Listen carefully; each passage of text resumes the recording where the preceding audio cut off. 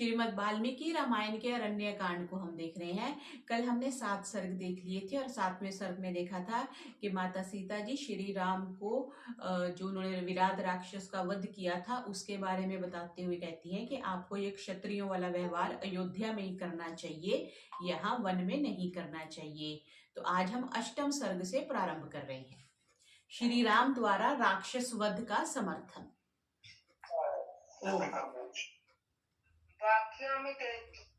इत्तु वैद्यः व्याहतं हर्तभक्त्या श्रुत्वा धर्मे स्थितो रामः व्रत उवाचात् मैथिली।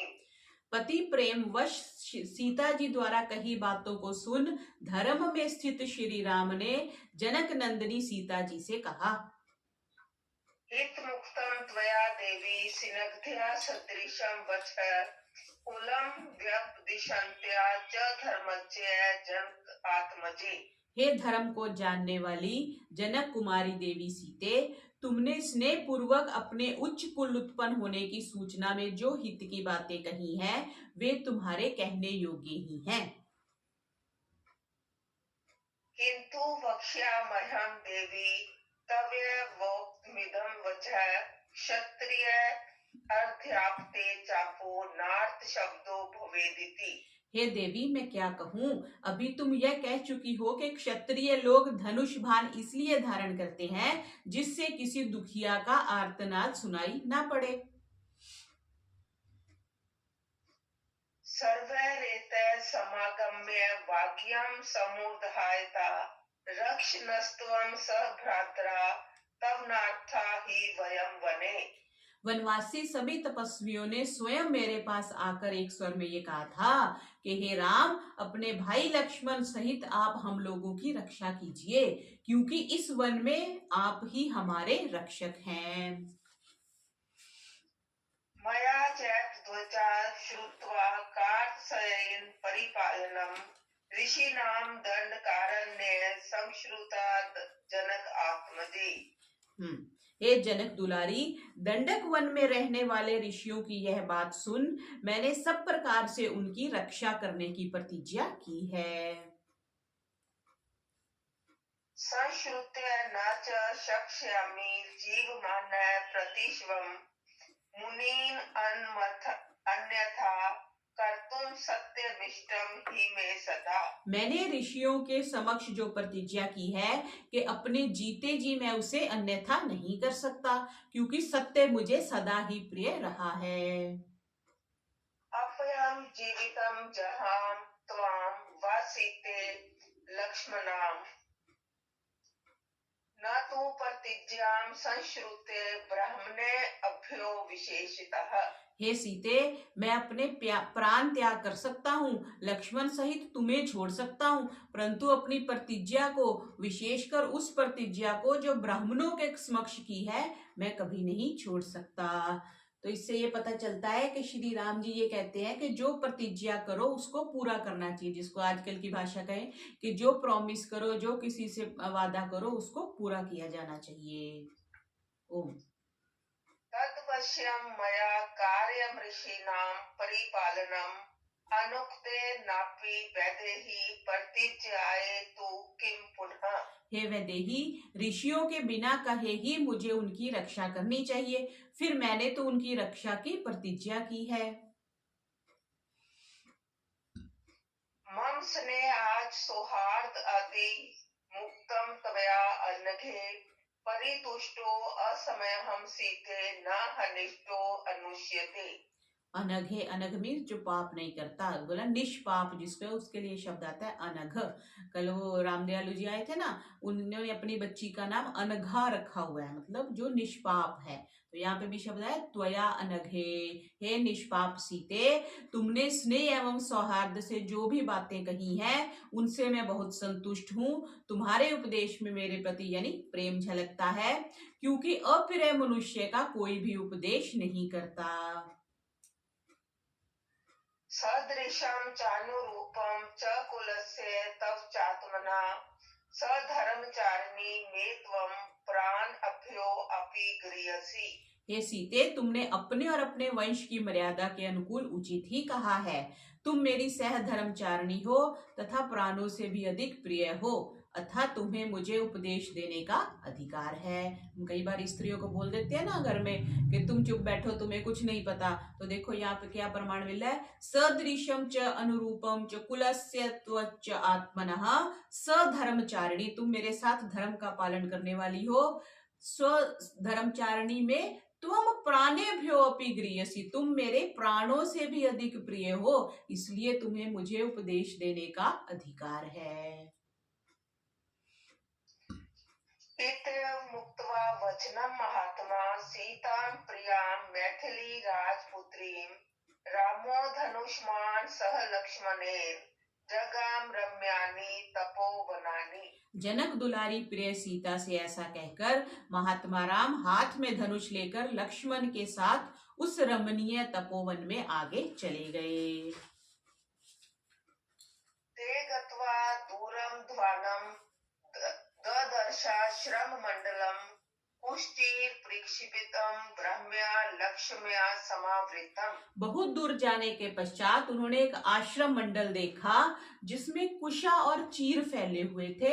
उसमें ब्राह्मण निवास करते थे और वह अलौकिक शोभा से युक्त था। परविश्य सह वैदेह्या लक्ष्मणेन च राघवा उवास मुनि भी सर्वा पूज्यमानो महायशा। श्री राम लक्ष्मण और सीता सहित उस आश्रम मंडल में प्रविष्ट हुए। आश्रमवासी सभी मुनियों द्वारा सत्कृत हो महायशस्वी श्री राम ने वह रात्रि वहीं व्यतीत करी। उषित्वा तु सुखम तत्र पूज्यमानो महर्षि भी जगाम चाश्रमा संतेषा पर्यायेन तपस्विना। कुछ काल तक यहाँ सुख पूर्वक रहकर और मुनियों द्वारा सत्कृत हो श्री राम बारी बारी से सब ऋषियों के आश्रम में रहने लगे। कवचित परिदशान मासा अनेकम संवत्सरम कवचित एवं संवत्सरस्य ययु संवत्सरा 10। कहीं वे 10 मास निवास करते और कहीं 1 वर्ष। इस प्रकार सुख पूर्वक निवास करते हुए उनके 10 वर्ष व्यतीत हो गए। देखो 10 साल उन्होंने कहीं पर 10 महीने रहे, कहीं पर 1 साल रहे और 10 वर्ष उनके व्यतीत हो गए। सुतीक्ष्ण से आश्रम श्रीमान पुनरेव वाजगाम तत्रापि नए वस्त्रामः किंचित तत्काल मरिंदम। तदंतर श्री राम पुनः महर्षि सुतीक्षण के आश्रम में लौट आए। पीछे आया था ना कि वो श्रृंग के आश्रम से फिर महर्षि सुतीक्षण के आश्रम गए थे, फिर वहां से वो अन्य आश्रमों में घूमते रहे और 10 साल व्यतीत होने के बाद वापस महर्षि सुतीक्षण के आश्रम में लौट आए। वहां भी उन्होंने कुछ समय तक निवास किया। आश्रमस्थो काकुस्थ सुतीक्षण अमित बर्वीत कुताक्षरम पुष्यम ऋषि गस्तस्य तपोधन। आश्रम में रहते हुए एक दिन रघुकुल भूषण श्री राम ने महर्षि सुतीक्षण से पूछा, तपोधन महर्षि अगस्त्य का आश्रम इस रमणीक वन में कहाँ है? अगस्त कहते हैं दोषों को अस्त कर देने वाला, लोगों की आदि व्याधियों को दूर करने वाला। तो महर्षि अगस्त्य के आश्रम के बारे में श्री राम ने पूछा।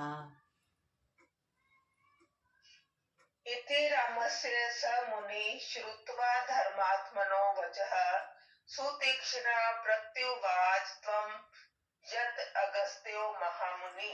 मुनिवर सुतीक्षण ने महात्मा राम का यह वचन सुन उन्हें वह स्थान बताया जहां महर्षि अगस्त्य जी रहते थे। रामोऽथ मुनि मंत्र्य सह भ्रात्रा अभिवाद्य च परतस्थे अगस्त्य मुद्दिश्य सानुजय सीतया सह। महर्षि से आश्रम का पता पूछ उनसे विदा हो और लक्ष्मण सहित उन्हें प्रणाम कर श्री राम लक्ष्मण और सीता सहित महर्षि अगस्त्य के आश्रम की ओर प्रस्थानित हुए। पश्यन् वनानि रम्याणि पर्वतां चक्षां भरतनिभान् सरसै सरितश्चैव पथि मार्ग वशागुणान् सुतीक्ष्णेनोपदिष्टेन गत्वा तेन पथा सुखम् इदं परम सहष्टो वाक्यम लक्ष्मण ब्रवीत। महर्षि सुतीक्षण द्वारा बताए गए मार्ग को लक्ष्य करके श्री राम मार्ग में अनेक रमणीय वनों, मेघ के तुल्य पर्वतों, नदियों और सरोवरों को देखते जाते थे। चलते चलते हर्षित हो श्री राम ने लक्ष्मण जी से कहा, आश्रमो नाति दूरस्थो महर्षे भर अविद्यमान अगस्त्य इति विख्यातो लोके स्वयं कर्मणा। जो अपने कर्मों से लोक में अगस्त्य के नाम से विख्यात हैं, उन शुद्ध चित्त महर्षि अगस्त्य का आश्रम अब अधिक दूर नहीं है। जैसे हम किसी को कहते हैं ना, कोई थक जाए तो, या वैसे विश्राम की दृष्टि से कहते हैं कि बस अब पास में ही आ गया। ये श्री राम जी ने लक्ष्मण जी को कहा।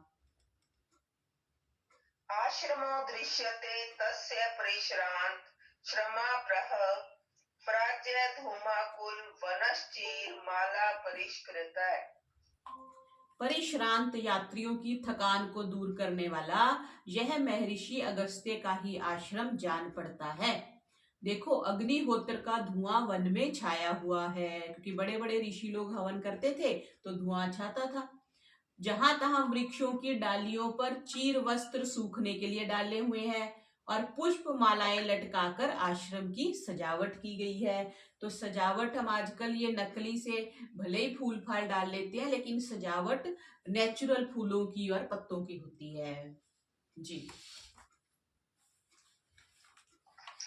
अस्मान भित्ताने श्रेयसा योजयिष्यति शेषम च वनवासस्य सौम्य वतस्यामयं प्रभो।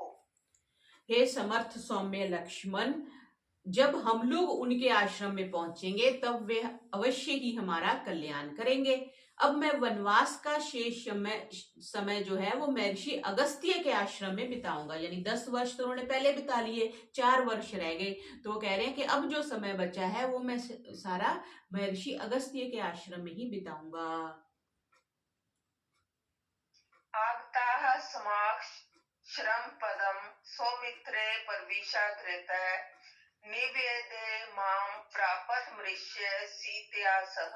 हे लक्ष्मण, लो अब हम आश्रम में आ पहुंचे हैं। अब तुम आगे जाकर उन्हें सीता सहित मेरे आगमन की सूचना दो। तो सूचना दी जाती है ना कि कोई आ रहे हैं। पहले फोन तो होते नहीं थे, जैसे आजकल हम फोन करके जाते हैं कि हाँ आ रहे हैं, नहीं आ रहे हैं तो कहते, या कोई छोटा बच्चा होता है, हम किसी के घर जाते तो हम बच्चे को पहले भगा देते, चलो जाके बताओ कि माता पिता आ रहे हैं। तो उस दृष्टि से उन्होंने लक्ष्मण जी को पहले भेजा कि आप जाके बताओ कि हम लोग उनके दर्शनों के लिए आ रहे हैं।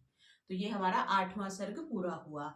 अब हम आगे 9वें सर्ग से शुरू कर रहे हैं। अगस्त्य से भेंट और पंचवटी को प्रस्थान। सपर्विष्य शरम पदम लक्ष्मणो राघव अनुजः अगस्त्य शिष्य मासाधे वाक्य मेतु दुवाज।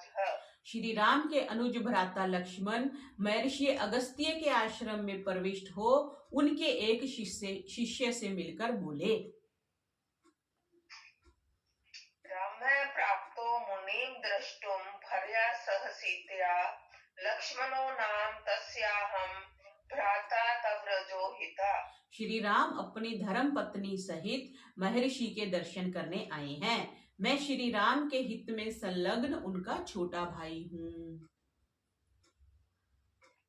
ते वयम वनम त्युग्रम प्रविष्टा पितृ शासनात् दृष्टुम इच्छामहे सर्वे भगवंतम निवेद्यता। हम पिता की आज्ञा से इस भयंकर वन में आए हैं। हम लोग उनका दर्शन करना चाहते हैं। आप भगवान अगस्त्य को हमारे आगमन की सूचना दीजिए। तस्य तद्वचनं श्रुत्वा लक्ष्मणस्य तपोधना तथेतु युक्त्वा अग्निशरणं प्रविवेश निवेदितम्। लक्ष्मण जी की बात सुन वह शिष्य बहुत अच्छा ऐसा कहकर महर्षि अगस्त्य से निवेदन करने के लिए अग्निशाला में प्रविष्ट हुआ। अग्निशाला को हम यज्ञशाला भी कह सकते हैं, जहाँ यज्ञ नहीं जल रही है। हाँ, अग्निशाला उसी को ही कहेंगे। पाकशाला हम किचन को कह देते हैं, जहाँ पे भोजन पकाया जाता है। जी।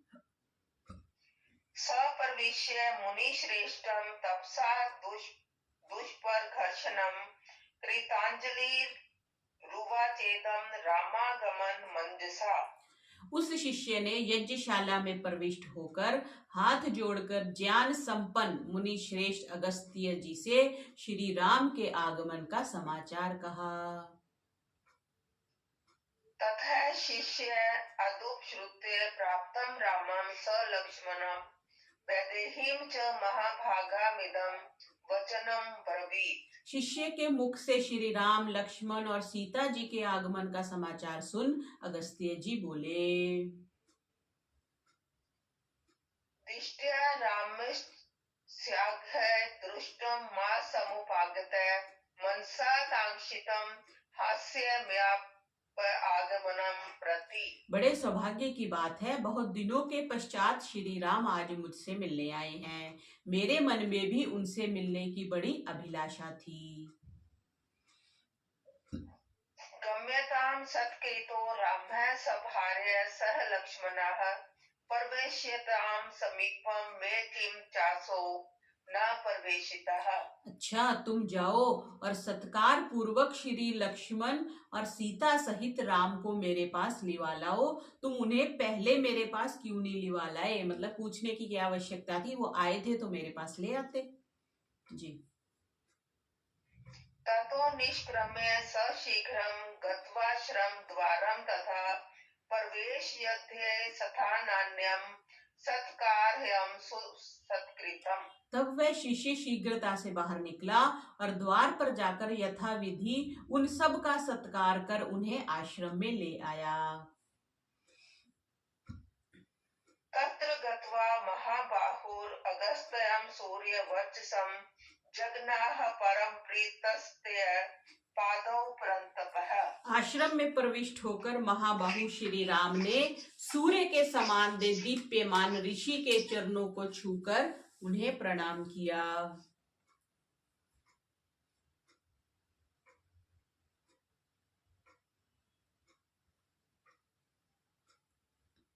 ओम।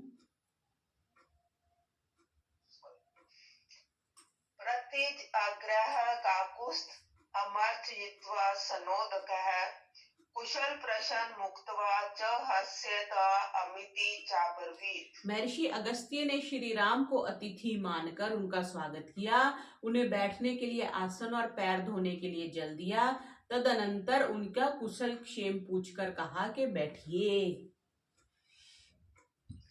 प्रथमं चोपविश्यात् धर्मज्ञो मुनिपुंगवः उवाच रामाम् आसीनं प्राञ्जलिं धरम कोविदम्। तदनंतर मुनि श्रेष्ठ महर्षि अगस्त्य हाथ जोड़कर आसन पर बैठे हुए श्री राम जी से बोले।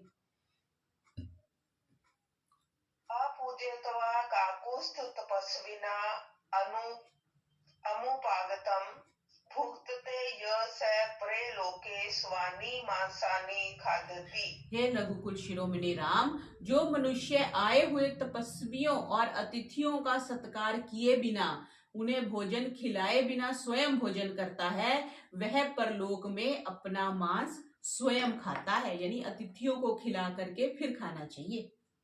जी। राजा सर्वस्य लोकस्य धर्मचारी महारथा पूजनीयश्च मान्यश्च भवान् प्राप्तः प्रियातिथि। आप तो भूमंडल के राजा, धर्मशील और महारथी हैं तथा विशिष्ट एवं प्रिय अतिथि के रूप में मेरे यहाँ आए हैं। एवमुक्त्वा फलैर्मूले पुष्प अन्यैश्च राघवं पूजयित्वा यथा कामं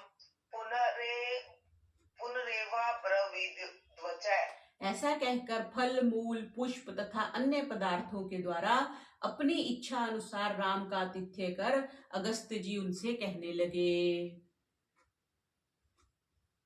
इदं दिव्यं महाचापं हेमरतन विभूषितं वैष्णवम पुरुष व्याघ्रन निर्मितम विश्वकर्मणा। हे पुरुष सिंह, विश्वकर्मा द्वारा निर्मित स्वर्ण और रत्नों से विभूषित यह दिव्य और विशाल वैष्णव नामक धनुष है।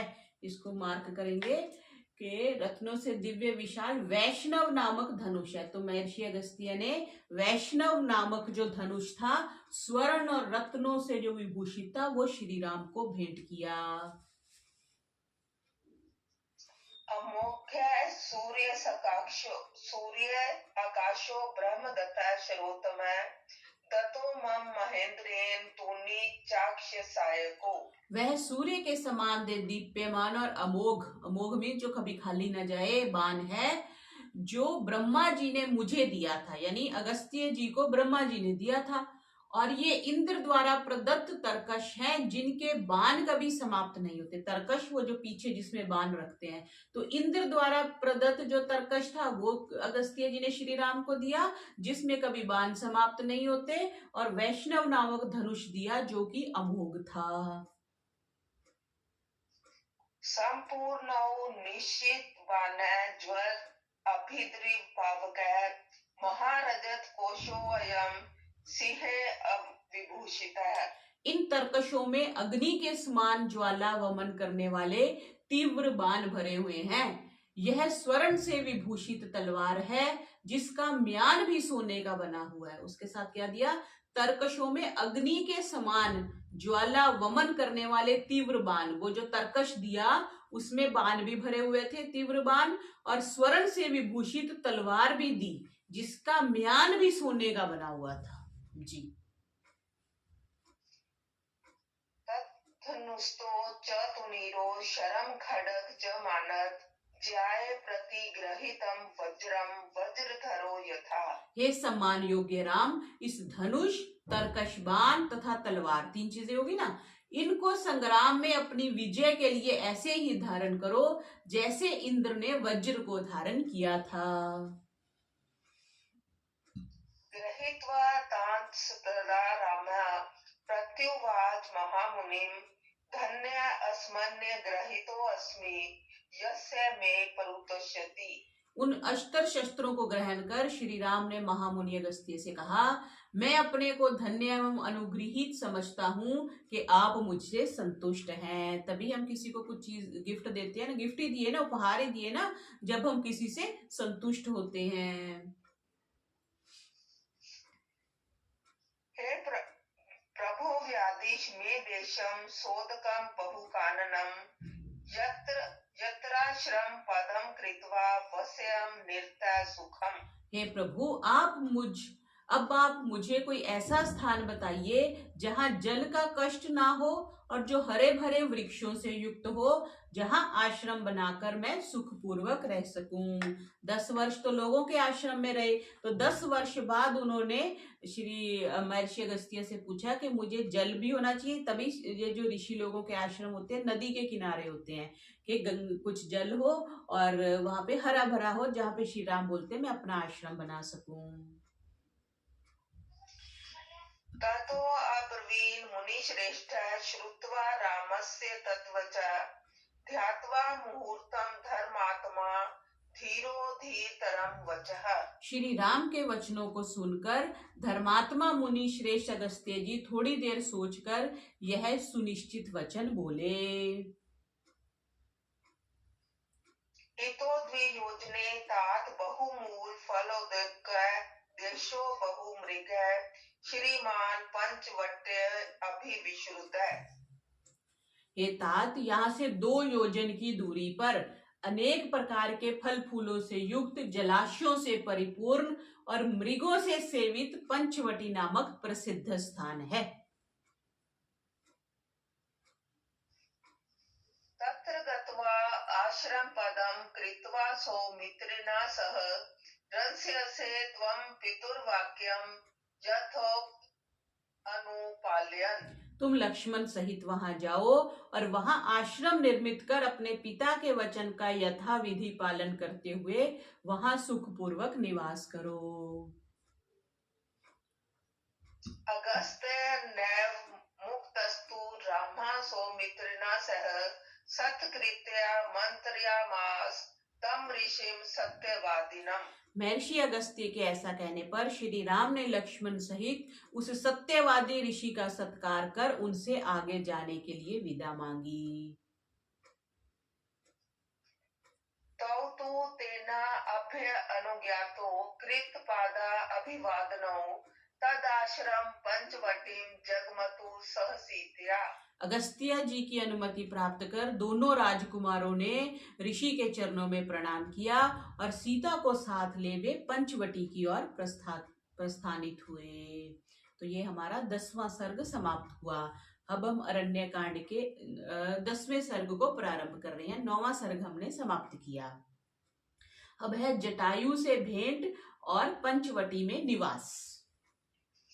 अथ पंचवटीम गच्छन्तरा रघुनंदना आसाद महाकायम गृध्रम भीम पराक्रमम।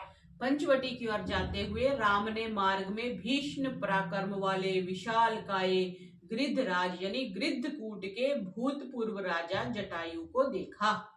जटायु के बारे में कहते हैं कि लोगों को बहुत बड़ी भ्रांति है कि जटायु एक गीध था, परंतु यह बात सर्वथा असत्य है। जटायु अपने आप को वयस्यम पितृरात्मनः, आगे आएगा, दशरथ का मित्र बताता है। इतना ही नहीं, जटायु के लिए आदि काव्य ने आर्य शब्द का भी प्रयोग किया है। जब रावण सीता को हर के ले जा रहा था तब सीता जटायु से कहती है ना, जटायो पश्य मम आर्य हिये मान अनाथवत। हे आर्य जटायु, देखो यह राक्षस मुझे अनाथ की भांति उठा कर ले जा रहा है। आर्य विशेषण से यह बात सिद्ध होती है कि जटायु पक्षी नहीं था।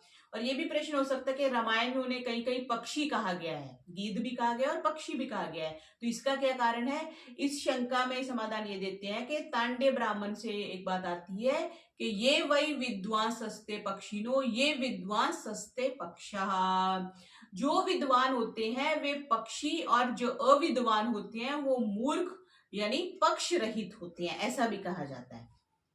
तो जटायु ने राजपाट अपने पुत्रों को सौंप दिया था और वे परमात्मा की प्राप्ति के लिए संलग्न होकर वानप्रस्थियों का जीवन बिता रहे थे, अतः उन्हें पक्षी कहना उचित ही है। अभी क्या है कि समय के साथ लोगों को जैसे जैसे भाषा का ज्ञान नहीं होता तो वो स्थूल अर्थ ले लेते हैं। तो ज्ञान और कर्म उनके दो पक्ष थे और जिनसे उड़कर वे परमात्मा प्राप्ति का प्रयत्न कर रहे थे। तो वानप्रस्थी की भांति उन्होंने अपनी जटाएं बढ़ाई हुई थी। जैसे कल आपने देखा था ना, उन्होंने नंद किशोर जी ने अपनी जटाएं बढ़ाई हुई थी, बाल बढ़ाए हुए थे। तो वानप्रस्थियों की बात थी, उन्होंने अपनी जटाएं बढ़ाई हुई थी, इसलिए वे जटायु थे। तो क्या ये विशेषण आकाश में उड़ने वाले पक्षी की वाणी में घट सकते हैं? जटायु, पक्षी, गीध घट सकते हैं? तो नहीं घट सकते, बिकॉज इस श्लोक में जटायु को द्विज श्रेष्ठ कहा है। यानी यह आग्रह कि द्विज तो पक्षी को भी कहते हैं, अगर कह दे तो जटायु पक्षी ही था, अगर कोई कहे तो ठीक नहीं है। क्यों? लोक में तो जो गृध है उसको निष्कृष्ट पक्षी माना गया ना, जो मुर्दों का मांस खाते, गीध हम जिसको कह देते हैं। तो अतः द्विज श्रेष्ठ विशेषण जटायु को पक्षी नहीं अपितु श्रेष्ठ क्षत्रिय सिद्ध कर रहा है। सो द्विज का अर्थ होता है जैसे ब्राह्मण है, क्षत्रिय और वैश्य जिनका यज्ञोपीत संस्कार हो जाता है उनको द्विज कहते हैं, और जिसका यज्ञोपीत संस्कार नहीं होता, जिनको हम शूद्र कह देते हैं, तो उनको द्विज नहीं कहते। तो जटायु एक राजा था और वे क्षत्रिय श्रेष्ठ थे। तो यहाँ पर जटायु को हम ऐसे समझेंगे। ओ तम दृष्ट्वा तौ महाभागो वनस्थं राम लक्ष्मणौ मेनाते राक्षसं पक्षीं ब्रुवाणौ को भवानिति। महाभाग श्री राम और लक्ष्मण वनवासी उस जटायु को देखकर उसे राक्षसों के पक्ष का समर्थन करने वाला राक्षस ही समझकर उनसे पूछने लगे कि तुम कौन हो, क्योंकि विशाल का ये शरीर था उनका, इसलिए श्री राम पूछते हैं कि तुम कौन हो। सा तौ मधुरया वाचा सौम्या प्रीञ्जनिव उवाच वदस मां विद्धि वयस्यं पितुर आत्मनः।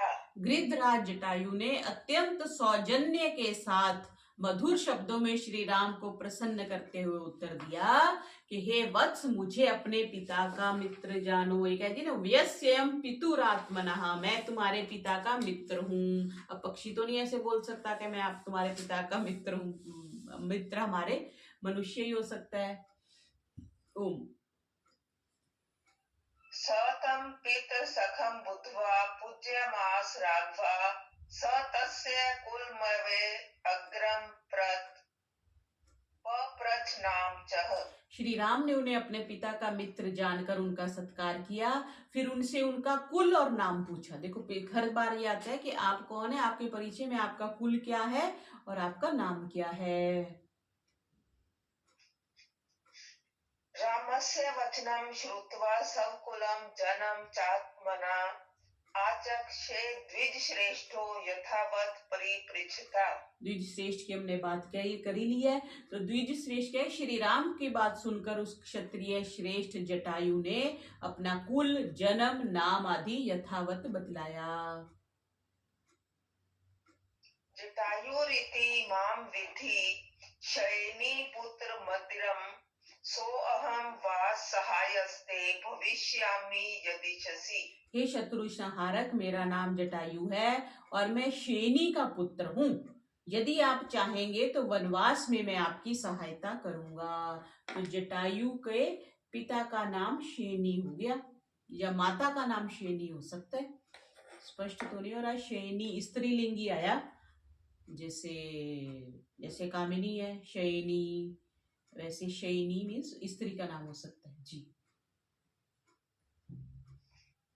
इदं दुर्गम हि कांतारम मृग राक्षस सेवितम सीतां च तात रक्ष्ये त्वयि जाते स लक्ष्मणे। यह वन बड़ा दुर्गम है, इसमें अनेक सिंह, वन्य पक्षी, पशु और राक्षस रहते हैं। हे तात, जब तुम लक्ष्मण सहित आश्रम से दूर कहीं चले जाओगे तब मैं सीता की रक्षा किया करूंगा। देखो जटायु ने अपने आप प्रॉमिस किया कि जब तुम दूर चले जाया करोगे तो मैं सीता की रक्षा करूंगा। जटायुषं तं प्रतिपूज्य राघवो सहैव तेन अतिबलेन पक्षिणा जगाम तां पंचवटीं स लक्ष्मणो रिपून् द्विधक्षन् शलभ अनिवालय। जटायु का स्वागत कर सीता की रक्षार्थ स्वपक्ष समर्थक ज्ञान संपन्न उस जटायु ने को अपने साथ ही लेकर लक्ष्मण सहित श्री राम जैसे अग्नि पतंगों को भस्म करती है उसी प्रकार राक्षसों का भस्म सा करते हुए सुप्रसिद्ध पंचवटी की ओर चले। तो अब वो 3 लोग नहीं 4 लोग चले, जटायु भी साथ चला और साथ में चलते चलते कितने ही वो राक्षसों का वध करते हुए जा रहे थे। ततः पंचवटीं गत्वा नानाव्याल मृगायुतं उवाच भ्रातरं रामः सौमित्रिं दीप्ततेजसम्।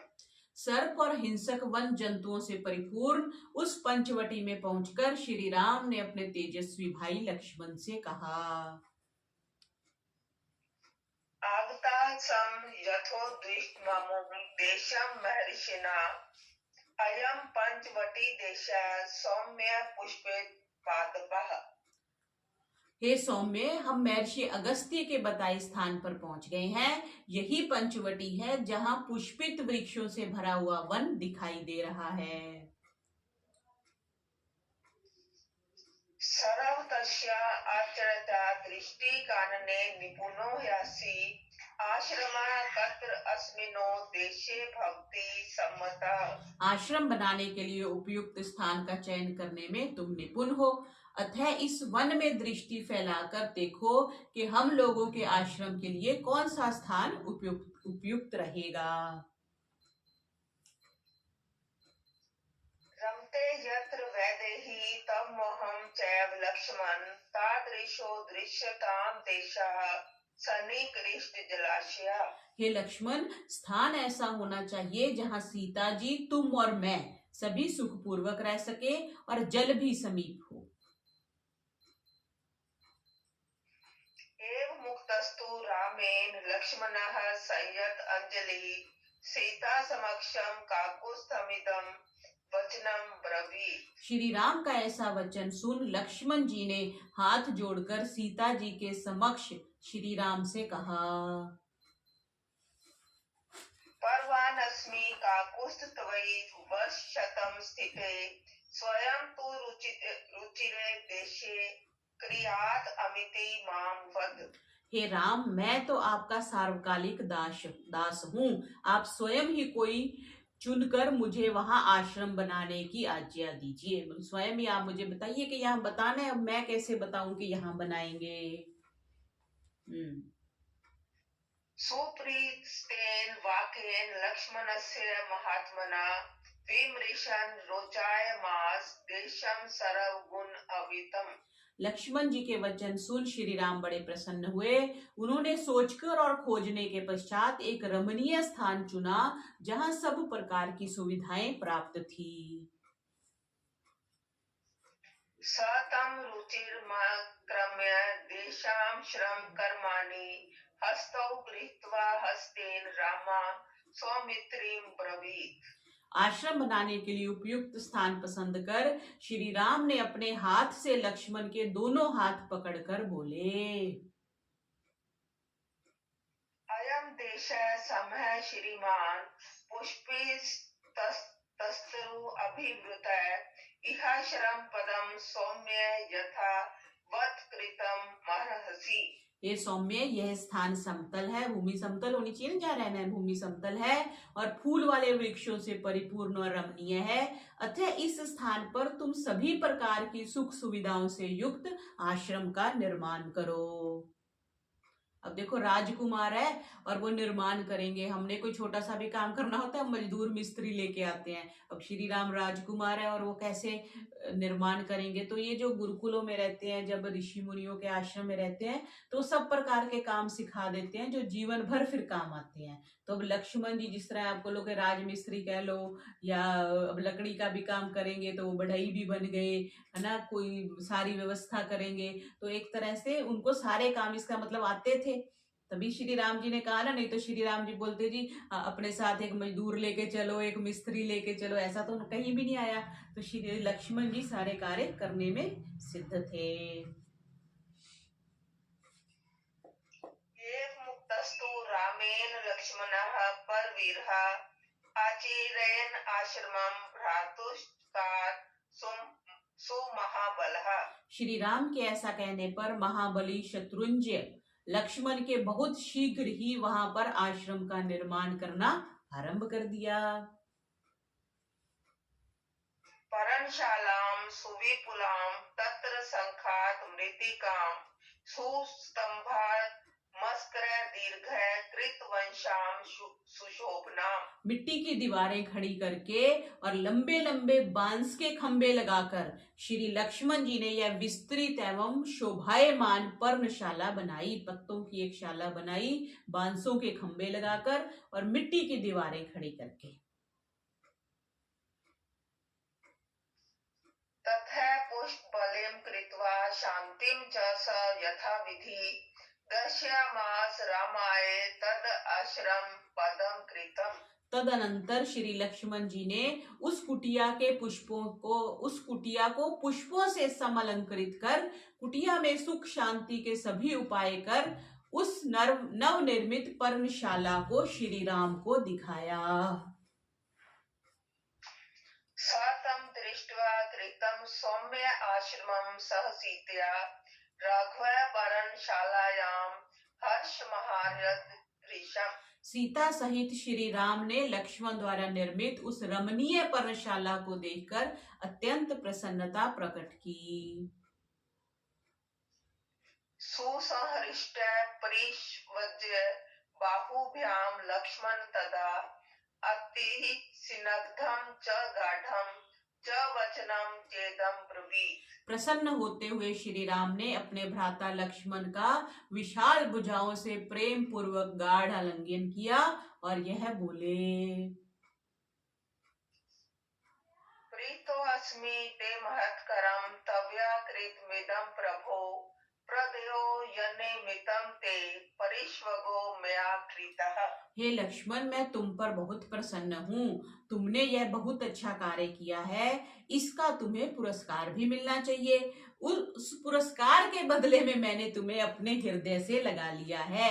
हर एक का तो हम आलिंगन नहीं करते ना, जिससे बहुत स्नेह होता है, या कोई बहुत अच्छा काम करके आए तो हम उसको आलिंगन करते हैं। बच्चा फर्स्ट आए, अभी जैसे कल ही आप बता रहे थे कि आपका बच्चा गोल्ड मेडल लेके आया है, तब हम आलिंगन करते हैं कि उसको गले से लगाते हैं। तो कह रहे हैं कि तुम्हें ये पुरस्कार के स्वरूप में अपने हृदय से लगा रहा हूं।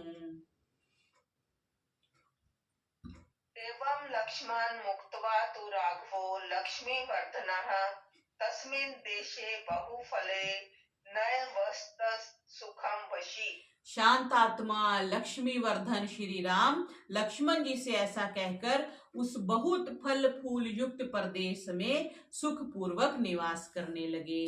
पंचवटी जो है नासिक के पास है, और मैंने वो स्थान देखा है, बहुत अच्छी वहां पे। पर अब तो खैर उन्होंने रीबिल्ट उसको कर दिया होगा, लेकिन जो पंचवटी है वो साउथ में पड़ती है।